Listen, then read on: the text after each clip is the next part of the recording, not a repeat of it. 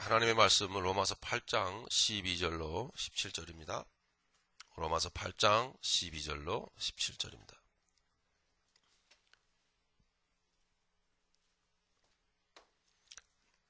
찾으셨으면 우리 함께 봉독하시겠습니다. 그러므로 형제들아 우리가 빚진 자로 돼 육신에게 져서 육신대로 살 것이 아니니라.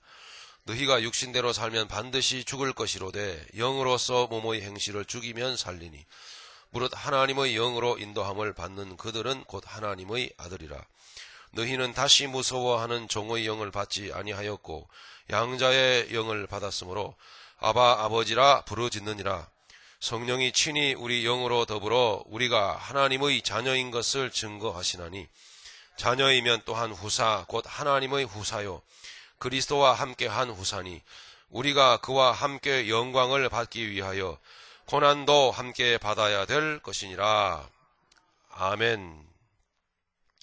네, 우리 오늘 본문의 말씀의 그 주제는 하나님의 아들들입니다. 하나님의 아들들을 이제 역사하시는 하나님께서, 성령님께서 역사하시는 거죠. 그 아들들에게. 하나님의 이 아들들은 어떤 인생을 사는 자들인가? 이게 오늘 본문의 말씀의 주제입니다. 여러분들은 하나님의 아들들이십니다. 맞습니까? 아들이라고 하는 것은 여자들도 아들입니다. 남자들도 아들이고 영적으로. 왜냐하면 창세기 5장에 보면 믿음의 족보가 아담으로부터 노아까지 기록되어져 있는데 거기에 보면 아담으로부터 이게 자녀를 낳습니다. 낳는데 하나님의 형상으로 지음을 받은 아담이 자식을 낳게 됩니다. 예, 아벨을 낳았고 아벨 대신에 아벨이 가인으로 인해서 죽었지 않습니까? 그래서 셋을 낳았습니다. 그리고 셋이 또 자녀를 낳아갑니다. 그죠? 예, 이렇게 자녀를 낳았는데 자녀를 여럿이 낳았어요. 그런데 여럿이 낳은 중에 맏아들만 딱 기록해놓고 있어요. 족보에는요. 맏아들만. 그래서 무엇을 의미하느냐 하면은 하나님 아버지의 복은 아들에게로 넘어간다. 아들 중에서 맏아들, 장자에게로 하나님의 아버지의 복은 넘어간다. 즉 하나님 아버지의 모든 것이 아버지가 누리는 영광과 지위와 그리고 모든 권세가 아들에게로 넘어간다라는 것을 가르치시기 위함입니다. 그것은 육신적인 이런 아들이 아니고 아들, 딸이 아니고 영적인 아들이죠. 그러니까 우리는 모든 예수님 안에서 구원받은 자들이기 때문에 영적인 아들들인 것입니다. 자, 그것은 또한 하나님 아버지의 복은 장자에게로 넘어가는데 하나님 아버지 외에 우리 모두는 자식들입니다. 그죠? 아들들입니다. 그런데 우리는 맏아들이 아니고 우리는 동생들이죠. 맏아들은 장자는 누구십니까? 예수님이시지 않습니까? 그러니까 우리가 영적으로는 장자들입니다. 다 맏아들들이에요. 그러나 자, 어쨌든 또 다른 차원에서는 보면 우리는 장자 대신 맏아들 대신 예수님 안에서 복을 받는 자들입니다. 그래서 하나님은 예수 안에 있는 자들에게 하나님의 영광과 하나님의 지위와 자리와 위치와 하나님의 모든 권세를, 권능을 그대로 넘겨주시는 거예요. 이양하시는 거예요. 그래서 우리 오늘 본문 말씀 후반부에 나옵니다. 우리는 후사요. 무슨 뜻이냐면 하나님 나라를 상속받을 자들이란 그런 이야기입니다. 그 여러분들이, 그 믿음의 사람들이, 그 영적으로 맏아들 장자들이 예수님 안에서, 장자 대신 예수님 안에서 하나님의 나라를 예수님과 함께 뭐하더라? 다스리더라. 그게 성경에 기록되어 있는 내용이죠. 복음입니다. 그러니 예수님이 너희가 나와 함께 영원토록 왕노릇 하리로다. 할렐루야. 그것을 우리는 믿음 안에서 장자된, 영적으로 장자된 우리가 믿음 안에서 우리가 이 세상에서 연습을 해야 돼요. 믿음 안에서 그것을 훈련을 해야 돼요. 연습을 해야 돼요. 그러니까 수업을 받아야 된다 이 말이죠. 무슨 수업이죠?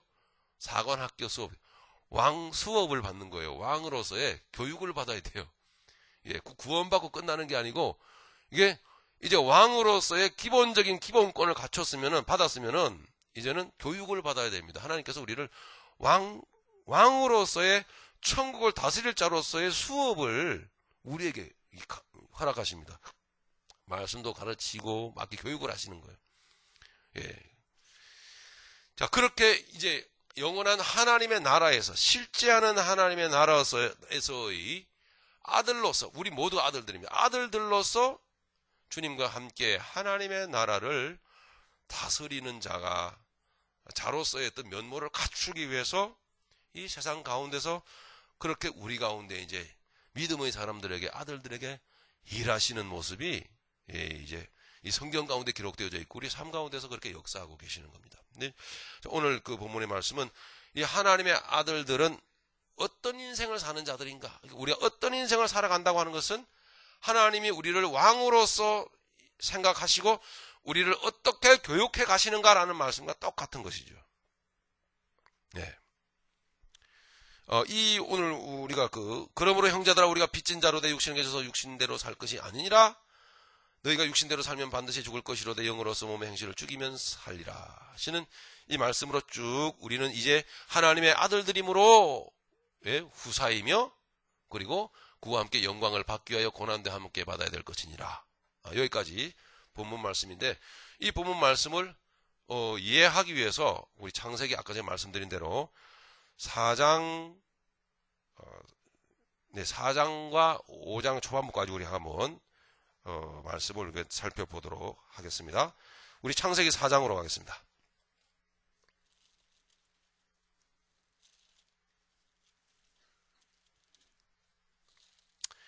자, 창세기 4장에 보면 여기에 보면 하나님의 아들이 기록되어져 있고 미안하게도 안타깝게도 불순종의 아들이 여기에 등장을 합니다. 두 사람이 여기에 등장하는데 그 이름하여 아벨과 가인입니다. 한 사람은 하나님의 아들이고 한 사람은 불순종의 아들입니다.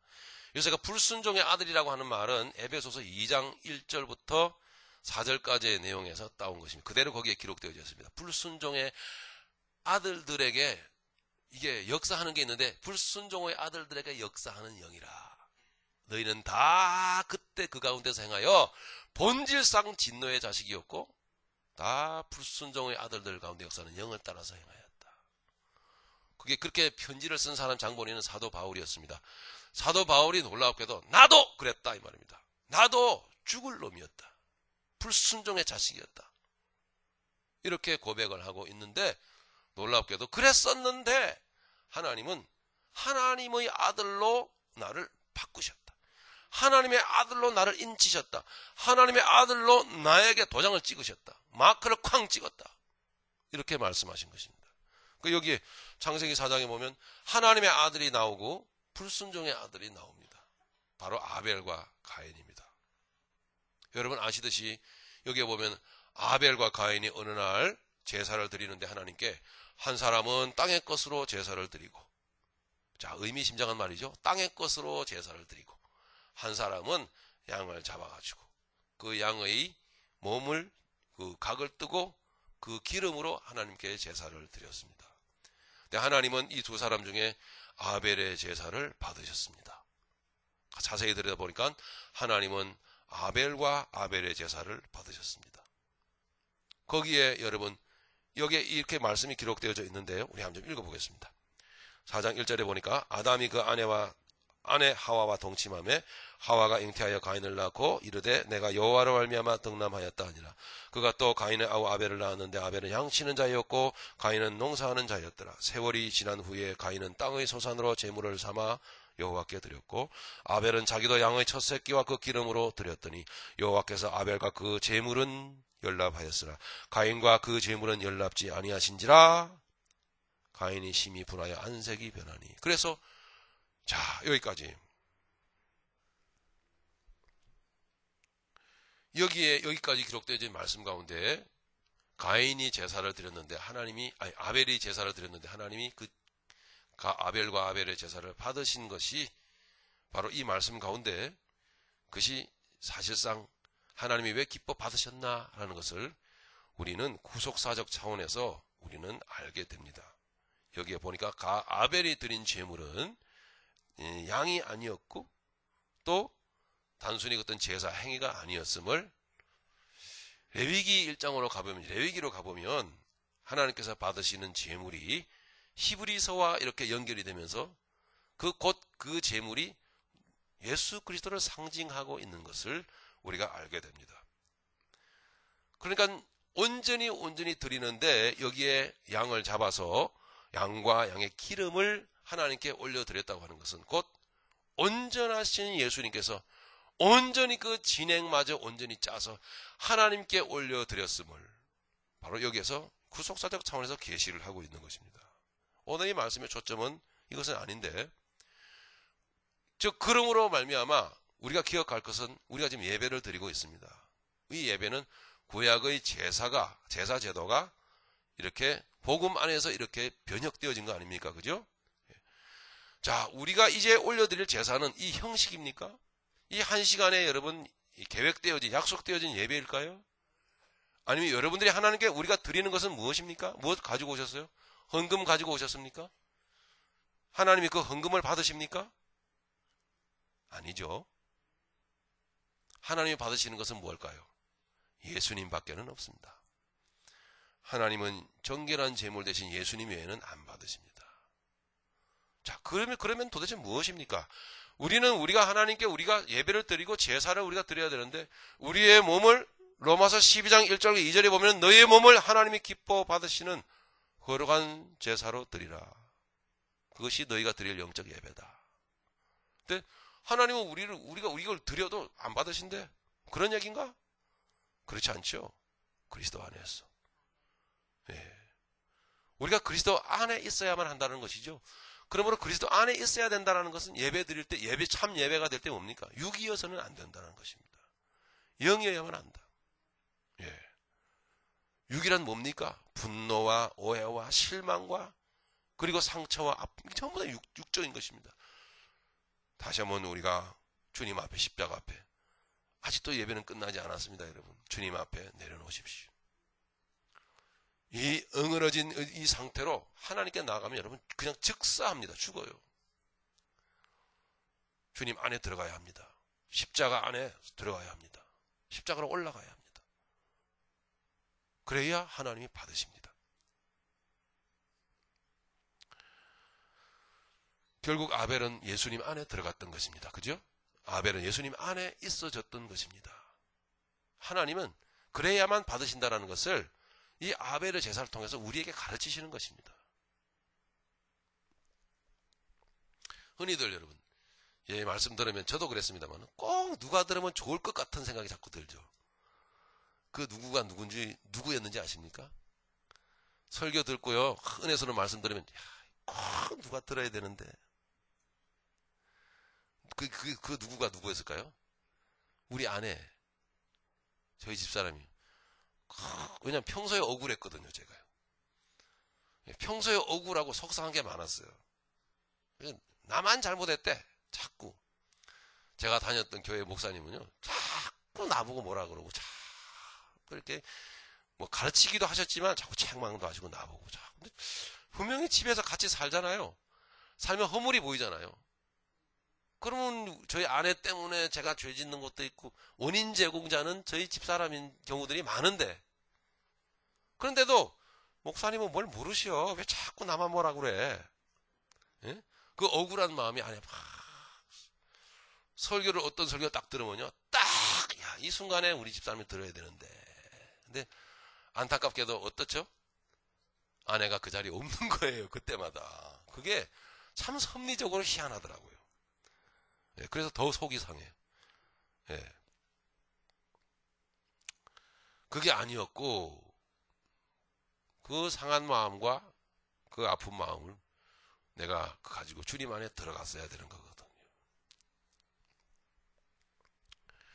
어쨌든 아벨의 이 제사는 예수님을 받으시게끔, 예수님만 받으시는 하나님께서 받으시게끔 아벨은 예수님 안에서 자기가 부정되어졌고 자기가 내려놓아졌었다라는 이야기죠.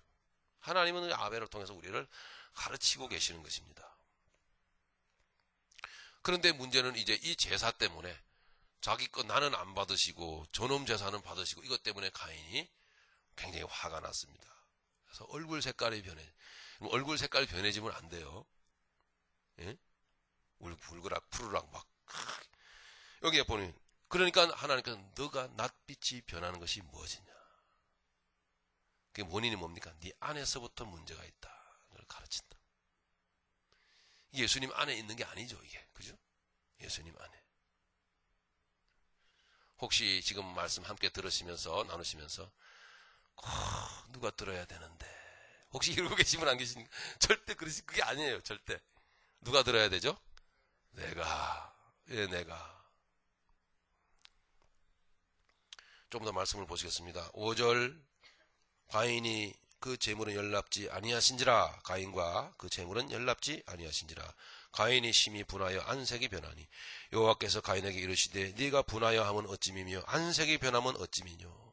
네가 선을 행하면 어찌 낯을 들지 못하겠느냐. 선을 행치 아니하면 죄가 문에 엎드리느니라. 죄의 소울은 내게 있으나 너는 죄를 다스릴지니라. 어려운 말씀은 오늘 목적이 아니니까 넘어가고요.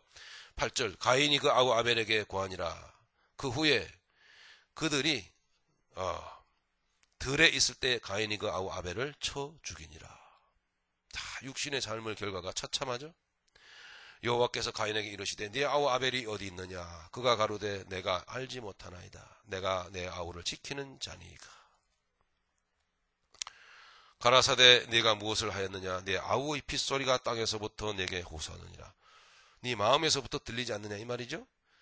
11절 땅이 그 입을 벌려 내 손에서부터 내 아우의 피를 받았은즉 네가 땅에서 저주를 받으리니.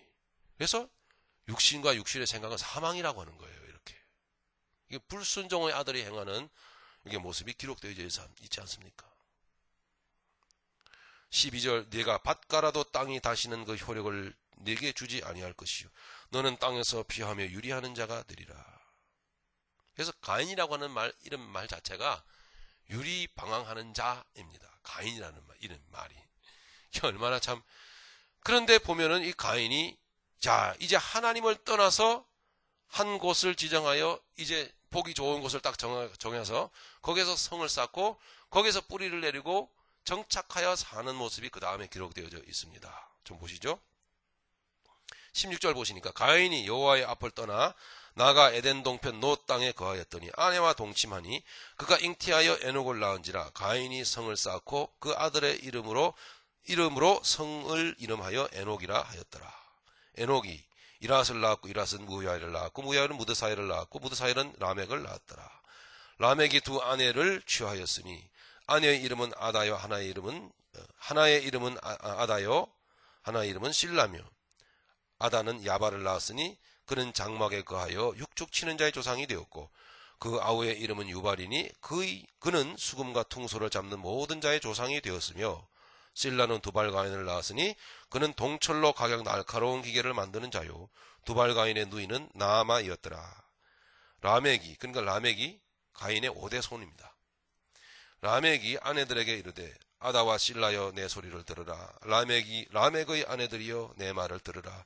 나의 창상을 인하여 내가 사람을 죽였고 나의 상함을 인하여 소년을 죽였도다. 가인을 위하여는 벌이 7배일진데 라멕을 위하여는 벌이 70배 이리로다 하였더라. 그냥 저주와 벌밖에는 멸망밖에는 없다라는 겁니다. 그게 뭐죠? 불순종의 아들들에게는 육신의 삶에는 저주와 멸망밖에는 그 결과가 열매가 없다라는 것이죠.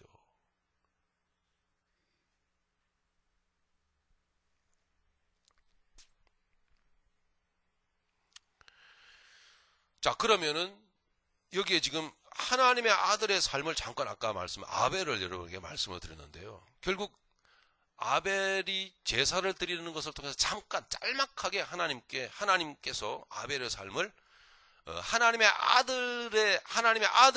아들뿐만 아니라 아들들의 삶은 어떠해야 하는가라는 것을 아벨을 통해서 말씀하시고 또한 가인의 모습을 아주 길게 기록되어져 있는데 가인의 모습을 통해서 이것은 하나님의 아들의 삶이 아니다라고 말씀하시는 겁니다. 그러니까 가인을 통해서건 아벨을 통해서건 하나님은 하나님의 아들들의 삶은 어떠하여야 하는가라는 것을 지금 창세기 그죠? 이 시작하면서 인류 역사를 시작하면서 가르치고 계시는 것입니다. 하나님의 아들들은 어떠하여야 하는가?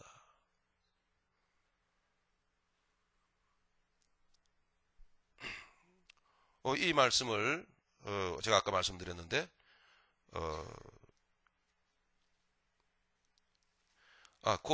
우리 25절, 26절까지 마저 읽고 우리 본문으로 돌아가도록 하겠습니다. 자, 25절, 26절을 보면 여기에는 또 4장 맨 초반부에 나와 있던 아벨의 그 삶을 다시 한번 해석해 주면서 가르치고 계십니다. 그러니까 하나님의 아들들의 모습은 어떠한가라는 것을 가르치고 계시는 거죠. 25절, 26절을 보니까 아담이 다시 그 아내와 동침하며 그가 아들을 낳아 그 이름을 셋이라 하였으니 이는 하나님이 내게 가인의 죽인 아벨 대신에 다른 씨를 주셨다 함이며 셋도 아들을 낳고 그 이름을 에노스라 하였으며 그때에 사람들이 비로소 여호와의 이름을 불렀더라.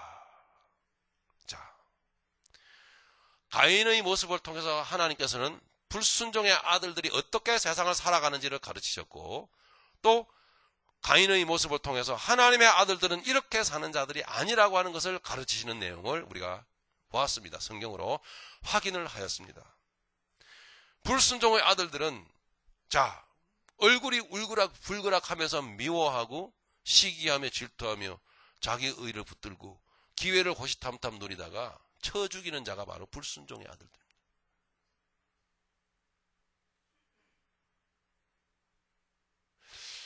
야, 우리에게 그 불순종의 아들들의 모습이 이렇게 우리에게 보여지는 게 좀 이렇게 찌릿찌릿하고 뭔가 좀 뜨끔뜨끔한 부분이 좀 있습니다. 결국은 살인을 하게 됩니다. 이 불순종의 아들이 중간에는 말씀을 안 드렸는데 표를 받게 되죠. 하나님부터. 이게 무서우니까 살인을 하고 나니까 얼마나 죄의식에 눌리겠습니까? 그러니까 자꾸 무거운 마음 눌린 마음에 자꾸 이게 이제 마음에 있는 것들이 나오죠. 하나님이 저에게 표를 줍니다. 가인에게 아무도 너를 죽이지 않을 것이다. 왜 네가 죽니? 하나님이 가인에게도 은혜를 베푸는 것처럼 나와 있잖아요. 네, 하나님의 은혜는 가인에게 베풀어지지 않습니다. 가인은 불순종의 아들의 모델로서 등장을 하였는데 불순종의 아들에게 하나님이 세상에 나아가서 세상이라고 하는 하나님의 나라의 울타리 밖의 영역에 살고 있는 세상 불순종의 아들들이 살아가는 세상 가운데서 불순종의 아들인 네가 나아가서 사는데 아무 문제가 없도록 내가 너에게 마크를 딱 찍어줄게. 예? 안전보장 마크. 그 마크를 저 세상에 있는 불순종의 아들들의 이마와 손목에 찍혀있는 그것을 내가 너에게 꽝 찍어준다. 염려하지 마. 너 안 죽어. 걱정 없어. 전혀 살아가는데 문제가 없을 거야. 전혀 영적인 갈등도 없고 오라 곤고한 사람이로다 이 사망의 몸에서 그런 것도 필요가 없고 아무 문제가 없어. 염려하지 말고 살아. 그래서 하나님이 마크를 콱 찍어줬어요. 그래서 가인이 잘 살았어요. 성을 쌓고 우리가 읽었듯이 자식을 낳았고 자식들이 여러분 농사 짓는 자, 그죠? 양치는 자, 목축 하는 자들, 그 다음에 뭐 음악 미술 하는 자들, 그 다음에 거기에 과학 문명 일으키는 자들 다 나왔어요. 가인의 후손들에게. 예? 자식 축복 받았다 이 말입니다. 소위 이런 기독교인들 복 좋아하죠? 예? 성공하고 자식 축복 받고 예? 아주 가문이 아주 번창했습니다. 문제가 없었어요. 마귀의 자식인 도장을 꽝 찍어준 거예요. 하나님께서. 오늘 거론할 것은 아니지만 그게 바로 여러분 짐승의 이름의 수 666입니다. 그걸 마크를 달고 다니는 거예요. 불순종의 아들들은 콱콱 다 찍어놓고 다니는 거예요. 그러니까 자주 말씀을 드렸지만 별도로 여러분 무슨 바코드니 베리칩이니 이런 거 받아서 지옥 가는 거 아니고요. 예? 하나님의 아들이라고 하는 하나님의 성령의 인을 받지 않으면 그죠? 마귀도 이렇게 인을 치고 다니고 하나님의 성령도 인을 치는데 하나님의 성령의 인을 받고 그 이마와 손목에 표시가 있어요. 어린 양의 이름. 예? 계시록 14장 1절에 보면 그 이마와 손목에 어린 양의 이름이 있는데 그 사람들이 14만 4천 명이 하나님께 찬양을 하고 영광 돌리는 모습이라. 그 14만 4천은 믿음의 사람들, 하나님의 아들들을 상징하는 숫자입니다. 14만 4천 명이 아니고 상징하는 숫자입니다. 그러므로 하나님의 아들들은 그 어린 양의 이름의 수가 영적으로 영혼에 새겨져 있는 거예요.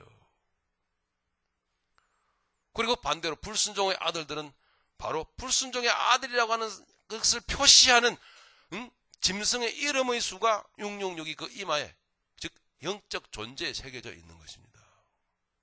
하나님 그래서 가인에게 염려할 것 없어. 세상 나가서 잘 살아. 잘 살아. 네가 복 좋아하잖아. 복 받고 잘 살아. 소원 이루고 소원 성취하고 잘 살아.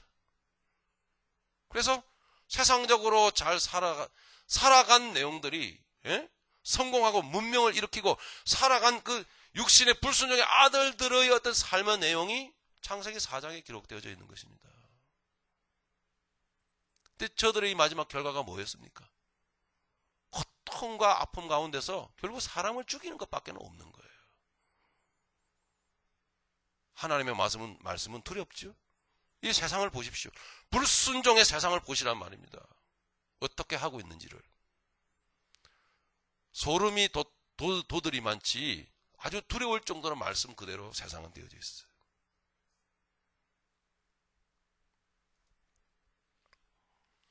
그렇게 사는 것은 곧 마귀 자식입니다. 불순종의 아들들이다 이 말입니다. 그러면 하나님의 아들들은 여기 마지막에 아벨처럼 사실 자기를 포기하고 자기를 부인하고 오직 그리스도 안에 있기만을, 나는 아닙니다. 나는 아닙니다. 그 안에 두렵고 떨리는 마음이, 그 안에 하나님 앞에 경건된 마음이, 나는 아닙니다. 그런 마음으로 살 수밖에 없는 게, 25절 보십니다. 보시니까 창세기 4장 25절, 아담이 다시 아내와 동침하며 그가 아들을 낳아 그 이름을 셋이라 하였으니 이는 하나님이 내게 가인의 죽인 아벨 대신에 다른 씨를 주셨다 하느며, 셋도 아들을 낳고 그 이름을 에노스라 하였습니다. 그때 사람들이 비로소 여호와 이름을 불렀더라. 자, 아벨 대신에 하나님의 아들로 주신 불순종의 아들이 아닌 대신 주신 셋이 자식을 낳았어요. 그 자식의 이름을 에노스라. 여러 번 말씀을 드렸습니다. 여러 번 말씀을 드렸습니다. 에노스라고 하는 그 이름이 가진 뜻이, 의미가 뭐죠? 사람은 죽을 수밖에 없는 존재입니다. 그러니까 풀어서 아들 이름을 부르면, 날마다 아들 이름을 부를 때 죽을 수밖에 없는 존재야. 그렇게 불렀다는 것입니다. 아주 부르기도 지루하게끔 이름을 그렇게 붙여놓았어요. 왜 믿음의 하나님의 아들 셋이 자기 자식의 이름을 그렇게 붙였을까요? 그렇게 불렀을까요? 아까 제가 말씀드렸죠. 이 말씀은 저 사람이 들어야 되는데, 이게 아니라 내가 들어야 되는 말씀으로 깨달음이 나에게 밀려왔다는 것이에요. 야, 인생은 이렇구나. 정말 나는 아니구나. 예? 이게 내가 보여지는 것이죠. 문제는. 그죠? 참, 우리의 문제는 저 사람은 잘 보이는데 나는 잘 안 보이는 게 이게 문제입니다. 내가 어떻게 살고 있는지가 잘 안 보이는 게 이게 문제란 말이죠. 우리 각자가. 왜 남은 잘 보이고 나는 안 보일까요? 이게 문제라는 것이죠. 그러므로 우리 아까 로마서 8장의 본문입니다만은 하나님의 아들들은 자, 어떻게 살아가는 자들이죠? 성령 안에서 살아가는 자들입니다. 그죠? 성령 안에서, 그래서 성령님만이 우리를 보게 하시죠. 성령님만이 말씀을 통해서 나를 깨닫게 하시는 거죠. 그래서 내가 보이는 마당에 남 생각할 게 어디 있습니까? 남 얘기할 게 뭐예요? 예? 내가 십자가 앞에 나가기도 바쁜데 남 얘기할 거리가 없는 거예요. 그러니까 여기 하나님의 아들을 보십시오. 아벨을 보십시오. 아벨을 어떻게 했어요? 남 쳐다볼 거 없어. 내가 예수 안에 들어가기도 바빠. 하나님이 안 그러면 안 받으시거든. 아벨은 이걸 알았어요. 오직 그리스도 안에서, 예수 안에서. 아벨은 이것밖에는 몰랐어요.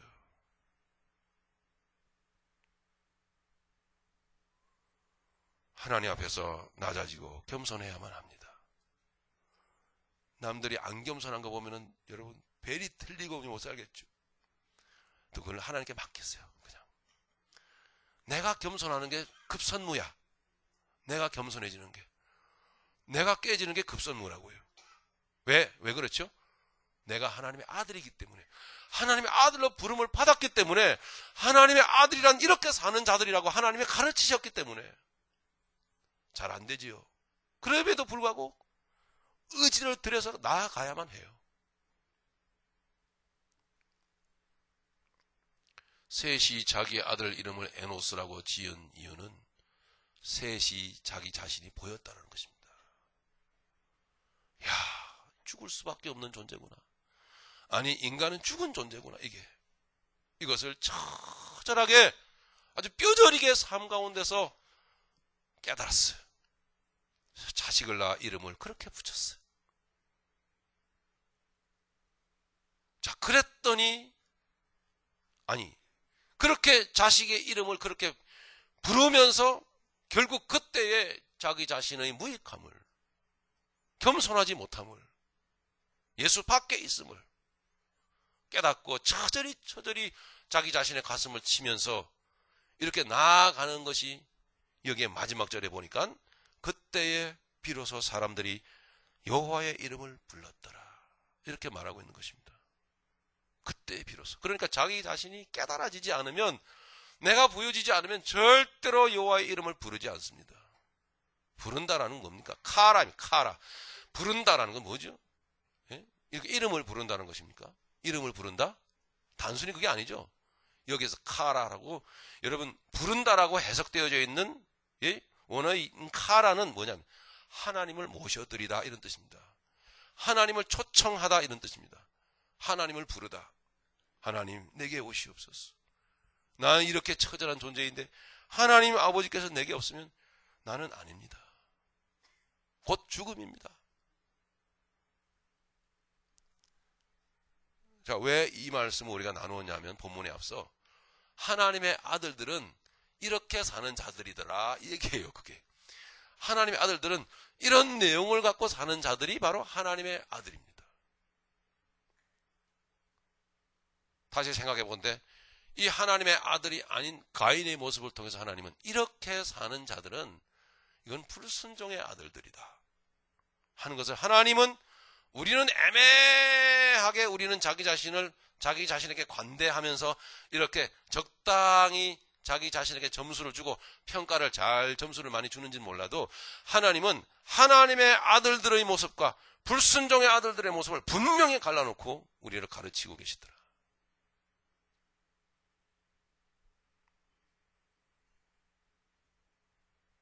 5장을 조금 한 번 더 보세요. 창세기 5장. 아담 자손의 계보가 이러하니라. 하나님이 사람을 창조하실 때에 하나님의 형상대로 지으시되, 여기에 5장 1절에 다시 형상이라고 하는, 하나님의 형상이라고 하는 단어를 여기에 등장시키신 이유가 무엇이겠습니까, 여러분? 하나님의 아들들은 하나님의 아버지시기 때문에 아버지의 형상대로 짓는 거예요. 할렐루야.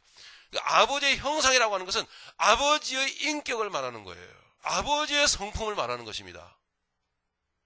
창세기 1장 27절과 28절에 하나님은 하나님의 형상대로 사람을 지으시고 저들에게 복을 주시며 가라사대, 그죠? 땅에서 생육하고 번성하라. 땅을 정복하고 땅을 다스리라. 그래서 땅에 충만하라. 하나님 아버지께서 사람을 만드시고 하나님의 형상으로 지으시고 하나님께서 복을 주셨습니다. 생육하고 번성하라. 그 생육하고 번성이 무엇입니까? 그 내용이 뭐죠? 하나님의 형상으로, 즉 하나님의 형상, 우리가 알 게 뭡니까? 하나님의 형상이 뭔지. 그게 뭐죠? 예수 그리스도의 형상입니다. 예수 그리스도의 형상으로 우리가 어찌하든지 세워지기까지 사도 바울은 해산의 수고를 내가 다시 하노니 그랬어요. 그런 것처럼 사도 바울은 예수님의 마음을 가졌다고 그랬지 않습니까? 그러니까 예수님께서 지금도 하나님 보좌 우편에서 지금도 아버지께 기도하고 있는 거예요. 뭐예요? 오매불망. 바로 우리가 하나님의 아들로 부름을 받은 우리가 아버지의 형상으로, 아버지의 인격으로, 아버지의 성품으로 우리가 세워지기를, 그 아버지의 성품을 보여주신 분이 예수님이십니다. 그러니까 예수님의 전인적인 형상으로 우리가 세워지는 것이 바로 그것이, 그렇게 충만되어지는 것이 생육이고 번창인 거예요. 번성인 것입니다.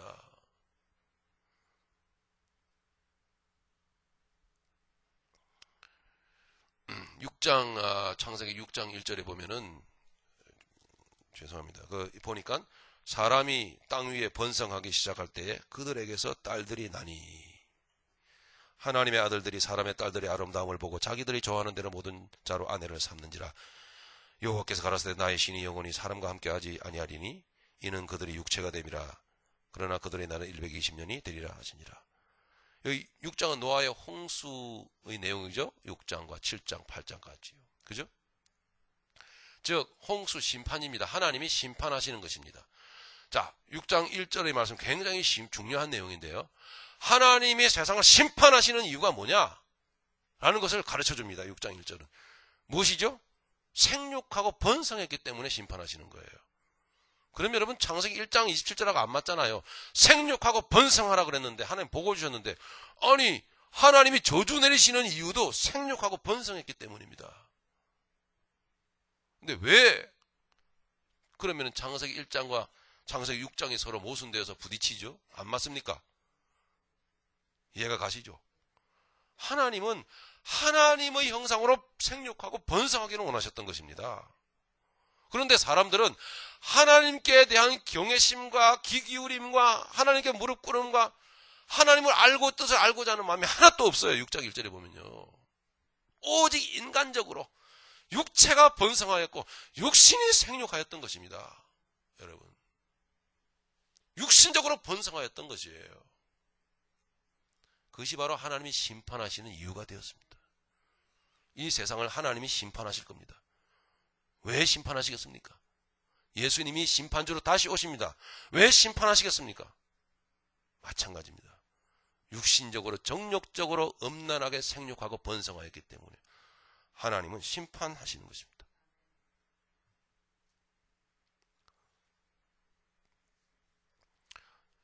창세기 5장으로 다시 한번 가십니다. 보니까 아담 자손의 계보가 이러하니라. 하나님이 사람을 창조하실 때에 하나님의 형상대로 지으시되 남자와 여자를 창조하셨고 그들이 창조되던 날에 하나님이 그들에게 복을 주시고 그들의 이름을 사람이라 일컬으셨더라. 아담이 130세에 자기 모양 곧 자기 형상과 같은 아들을 낳아 이름을 셋이라 하였고. 자, 이렇게 나오지 않습니까? 그러니까 자, 하나님께서 지금 복을 주시는 복의 계보입니다. 이것은 믿음의 계보가 쫙 나와 있는데 설교 처음에 말씀드린 대로 우리의 복을 다시 거슬러 올려가 보면은 그건 하나님의 형상으로 마무리가 딱 됩니다. 우리의 복의 근원은 하나님의 형상이었던 것입니다. 하나님의 형상으로부터 아담이 지어졌고 아담에게서부터 아벨이 지어졌고 대신에 셋이 지어졌고 아들들이 나옵니다. 그죠?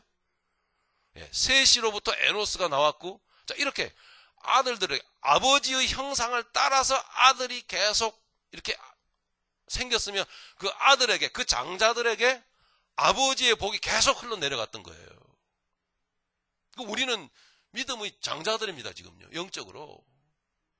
그러니까 우리에게 복이 되려면, 진정한 우리가 복받는 삶을 살려면 결과적으로는 하나님이 의도하셨던 하나님의 그 형상, 예수 그리스도 안에 있는 그 전인적인 인격이 우리에게 부어지고 세워지는 것이 곧 아버지의 복이다라는 것입니다.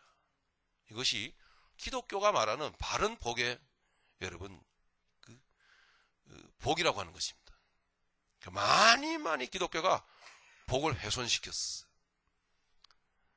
그래서 일부 예배 때도 말씀드렸지만 너무나 거짓 복음의 귀가 여기에 세뇌되고 마취가 돼가지고 참 복을 들으려고 하지도 않고 지겨워하고 피곤해하고 싫어합니다.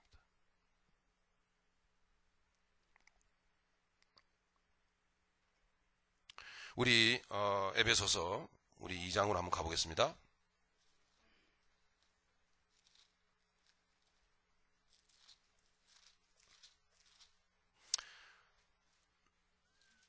에베소서 2장 1절부터 7절까지 우리 같이 읽어보겠습니다. 시작. 너희의 허물과 죄로 죽었던 너희를 살리셨도다.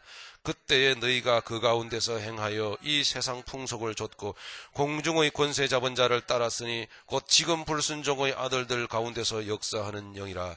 전에는 우리도 다 그 가운데서 우리 육체의 욕심을 따라 지내며 육체와 마음의 원하는 것을 하여 다른 이들과 같이 본질상 진노의 자녀이었더니 긍휼에 풍성하신 하나님이 우리를 사랑하신 그 큰 사랑을 인하여 허물로 죽은 우리를 그리스도와 함께 살리셨고 너희가 은혜로 구원을 얻은 것이라.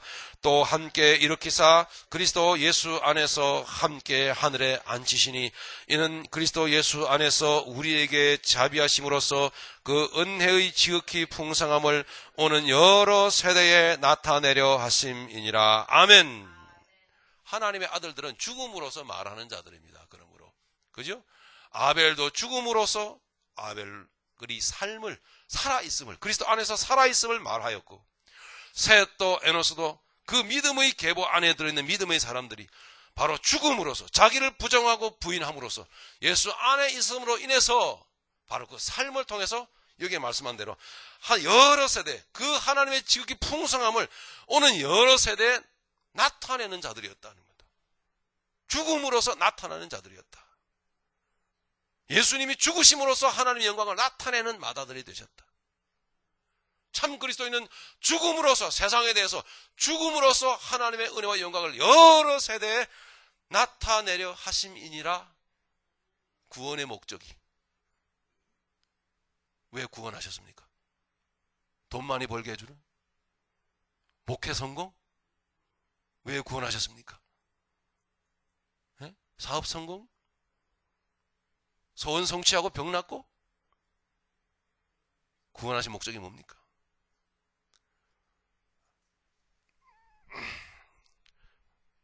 하나님 말씀 앞에 우리가 굴복하기를 원합니다.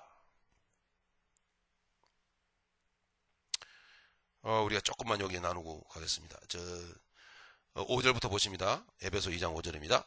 허물로 죽은 우리를 그리스도와 함께 살리셨고, 여러분 하나님 그 은혜를 여러분 아시겠죠?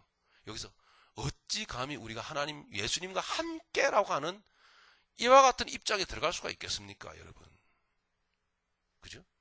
오늘 우리가 로마서 읽은 8장의 아들들이다 이 말은 아들들이라고 하는 말씀이 의미가 그저 단순히 거기에만 기록되어 있는 게 아니고 우리가 그래서 창세기 4장 5장 에베소서 2장을 보는 것입니다. 함께 연결해서.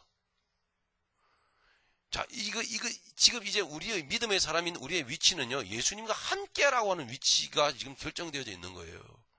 그러므로 처음에 말씀드린 대로 예수님과 함께 할 수 있도록 지금 연습을 해야 돼요. 예수님과 함께 할 수 있도록 그 길을 가야 되는 것입니다, 여러분. 예. 늘 말씀드리잖아요. 아니, 누구 성질 없습니까? 성질 없어서 성질을 안 냅니까? 그거 내는 거는 하나님의 아들들이 할 일이 아니기 때문입니다. 누구는 이거 머리 없나요? 예? 저는 배운 게 없어요. 지식이 정말 없어요. 없는 게 참 저는 천만 다행이라고 하나님의 은혜라고 생각을 합니다. 하나님의 아들들은 이 지식을 자랑하는 자들이 아니더라 하는 이야기죠.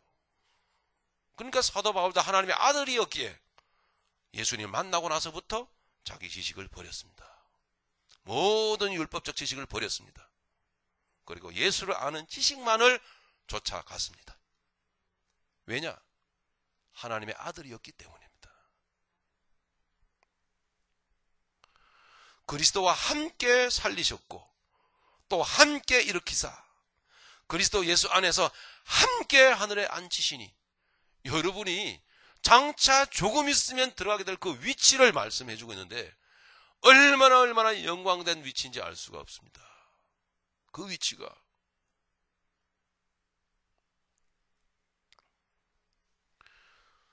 그 영적인 실제적인 위치가 그러하니 읽은 마지막 7절의 말씀이 그러므로 세상에서 너희가 하나님의 아들로서 7절 이는 그리스도 예수 안에서 우리에게 자비하심으로써 그 은혜의 지기 풍성함을 오는 여러 세대에 나타내려 하심이니라.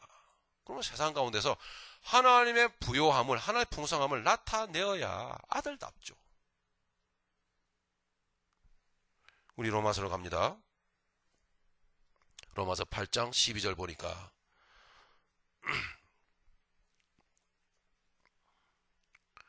그러므로 형제들아 우리가 빚진 자로 돼 육신에게 져서 육신대로 살 것이 아니니라. 여러분 다가오죠? 자, 육신대로 져서 육신대로 살 것이 아니니라. 이렇게 빚졌다는 말의 미닝은 뭡니까? 그러므로 우리가 형제들아 우리가 빚진 자로 돼. 아시겠죠 여러분? 그렇죠? 아까 에베소서 2장 6절의 말씀 기억하시죠? 그리스도와 함께 살리시고 함께 하늘에 앉히시고. 이거 뭐 감당할 길이 없는 거예요. 내가 뭐라고 함께 예수님과 함께 예? 빚졌다라는 말의 의미가 뭡니까? 혹간에는 우리는 나는 사랑에 빚진 자들로서 이렇게 말하죠. 그죠? 나는 예수님 사랑에 빚져서 그 다음에는 우리는 무엇을 하는가 하면 이제는 나가서 전도해야지. 나는 사랑에 빚진 자니까 이제 나가서 선교해야지. 응? 복음을 전해야지. 교회에서 충성 봉사해야지 막 이러거든요. 그런데 사랑에 빚진 자가 그렇게 하라고 여기 말씀하고 있습니까? 아닙니다. 사랑에 빚진 자는 그거 하면 안 되는 거예요. 적어도 오늘부터 새롭게 여러분 말씀 앞에 여러분 아멘 그렇습니다 하고 복종하십시오. 왜 여러분 일하기에 앞서 여러분 먼저 복음을 알고 먼저 예수를 만나고 예수 앞에 무릎을 꿇어야 하는지를 복음 아무나 전한 거 아는 거 아닙니다. 물론 그거 아니래도 그런 수준이 아니라도 복음 전하면 그 복음을 통해서 하나님 또 일을 하시죠. 하지만 나는 아니에요. 정말로 우리가 그러므로 형제들아 우리가 빚진 자로 돼. 자 이제 사랑의 빚진 자가 해야 될 일은 나아가서 그러므로 이제 복음을 전하고 교회 안에 사람들 데려오고 여러분 교회 일하고 충성봉사하고 그게 아니고 진정한 하나님의 말씀을 알고 뜻을 알고 하나님의 아들로서의 위치와 정체성을 이해한 사람은 무엇을 해야 하느냐 하면 정반대예요. 그런 거 하지 마세요.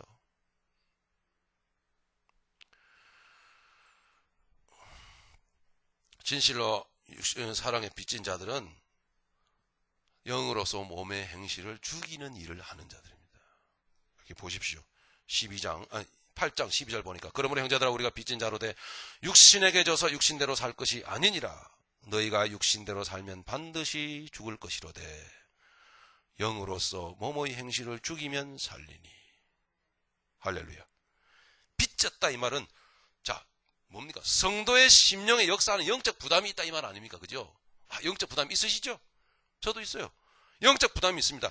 영적이고도 의로운 삶에 대한 어떤 거룩한 부담이 있는 거예요. 그게 빚이잖아요. 어떻게 살아야 되겠다. 이런데 그런 차원에서 우리는 조금 각도를 달리해서 나가는 경향이 있더라 이 말입니다. 그러니까 나아가서 열심히 뛰고 그게 아니에요. 한 템포 더 여러분 줄이셔야 돼요. 그래서 교회 오시면 교회 이렇게 교회 뭐 옮겨서 오신다든가 할 땐 보시면 대부분 다 보면 일을 몇 가지씩 막 하셔요.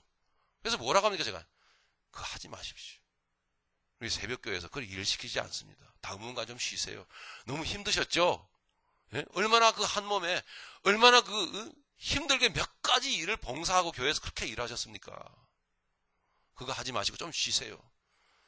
그러면 저는 나름 성경적으로 하나님의 뜻 받들어서 하는 것임에도 불구하고 아주 기분 나쁘다는 듯이 그 다음 주부터 안 나와요. 왜냐하면 이렇게 재능이 많고 역량이 있는 사람을 니까지 교회가 안 써줘? 뭐 이런 식인 것 같아. 고생 좀 더 해라. 뭐 이런 식인 것 같아. 아유 재능이야 기술이야 다 있지요. 사도 바울이 왜 버렸는지 왜 그게 쓸모가 없는지를 말씀하고 있잖아요. 하나님의 아들들은 먼저 어떻게 사는 자들인지를 가르치고 있잖아요. 저도 그렇지만 많은 목회자들이 목회가 안 된다고 힘들다고 아주 저도 물론 힘드는 부분이 있어요. 하지만 저는 어떤 면에서 힘들지 않습니다. 왜? 나는 하나님의 아들이고 그렇게 하는 것이 아닌 것을 알기 때문에 그렇게 안 해요. 그렇게 함으로써 왜 이렇게 안 될까 하는 힘든 건 없어요. 저에게는요.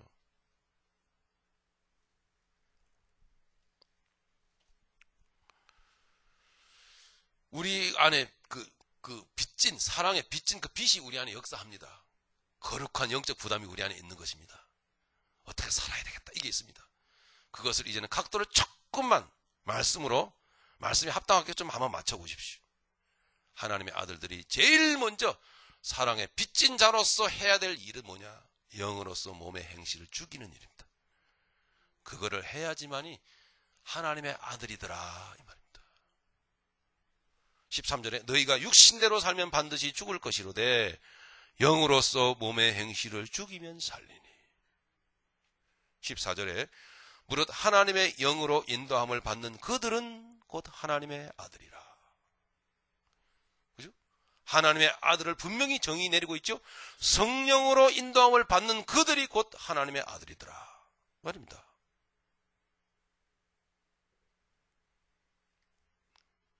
그러면 하나님의 아들들은 반드시 성령으로 인도함을 받아야 하고 성령의 인도함을 받는 자들이, 성령 인도함을 받으려고 애를 쓰는 자들인 줄로 믿습니다.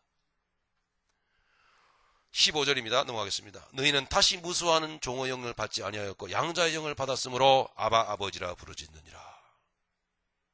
그래서 우리는 아버지라고 이렇게 영으로서, 여기서 영으로서는 그 영입니다.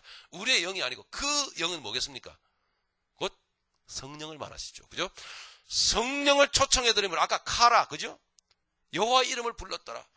그래서 성령을 부르면서, 성령님을 부르시면서, 그렇게 몸의 행실을 십자가 앞에 굴복시키는 그와 같은 사람들의, 하나님의 아들들의 심령 가운데 아바 아버지라 부르는 그 간절함이 여기에 막 나오게 될 줄로 그렇게 믿는 것입니다. 아버지, 이 말이 나옵니다. 마치 예수님이 성령 인도하심 가운데서 십자가에 달리셨던 것처럼 예수님은 늘 하나님을 아버지 이렇게 불렀어요. 우리가 가인처럼 행동하는데 아버지 그러면 얼마나 이게 낯이 여러분 뜨겁겠어요. 그래서 육신대로 살 것이 아니니라. 우리 안에 말씀하십니까? 성령님이 16절 성령이 친히 우리 영으로 더불어 우리가 하나님의 자녀인 것을 증거하시나니. 아멘. 17절 같이 읽습니다. 시작. 자녀이면 또한 후사 곧 하나님의 후사요 그리스도와 함께한 후사니 우리가 그와 함께 영광을 받기 위하여 고난도 함께 받아야 될 것이니라. 아멘. 그래서 영광을 받기 위하여라고 하는 목적이 분명히 있고 고난도 함께 받아야 한다. 이렇게 복음은 선포하고 있습니다. 마지막으로 제일 핵심 중요한 부분은 영으로서 몸의 행실을 죽이는 것인데 영으로서 몸의 행실을 죽이는 게 여러분 뭡니까? 그죠? 자기 몸을 이렇게 괴롭게 함으로 말미암아 자기 몸을 괴롭게 하면서 쾌락을 누리는 경우가 있어요. 자기 몸을 괴롭게 함으로 정신적인 쾌락을 누리는 마치 자기 학대입니까? 그게 영으로서 몸의 행실을 죽이는 겁니까? 아닙니다. 영으로서 몸의 행실을 죽이는 게 뭡니까? 단순히 이 몸이, 이 육체가 욕망 덩어리이기 때문에 그렇게 육체로 괴롭게 하고 금욕하는 거 있죠. 그래서 금식하고 하지 마십시오. 그런 금식. 그건 금욕주의입니다. 드세요. 맛있게. 그런 금욕주의에 빠지는 것이 영으로서 몸의 행실을 죽이는 것입니까? 아닙니다. 14절로부터 17절에 나와 있는 것처럼 삶 가운데서 하나님의 아들의 삶이 이러하니 성령을 구하면서 삶 가운데서 하나님의 아들답게 살려고 무릎 꿇는 삶, 그 영광을 바라보면서 고난도 함께 받아야 될 것이니라 하는 말씀을 존중해 드리면서 우리의 내가 처한 삶의 현장 가운데서 고난을 감사함으로 받아들이는 것. 하나님의 뜻이 여기에 있다라고 말하는 것. 그죠? 무슨 일, 문제 당하면은 왜 하필 나에게 이런 말은 이제 더 이상 안 하는 것. 믿음의 사람들, 하나님의 아들들에게는 하필이 아니라 필연적인 것입니다. 필연적으로 고난이 내게 와야 함을 알아서 감사합니다. 이 가운데서 배우기를 원합니다. 그게 바로 영으로서 몸의 행실을 죽이는 것입니다. 그와 같은 삶을 살아가는 것, 영으로서 몸의 행실을 죽이는 것, 하나님의 아들다웠게 살아가는 것. 그것이 영으로서 몸의 행실을 죽이는 것입니다. 우리는 다 하나님의 아들들로 부름을 받았습니다. 아들다웠게 살아가려고 의지를 들이고 몸부림치는 애를 쓰는 우리 모두가 되기를 간절히 바랍니다. 성령님은 우리 가운데 역사하십니다. 통성으로 우리 기도하시겠습니다. 아버지 하나님 감사합니다.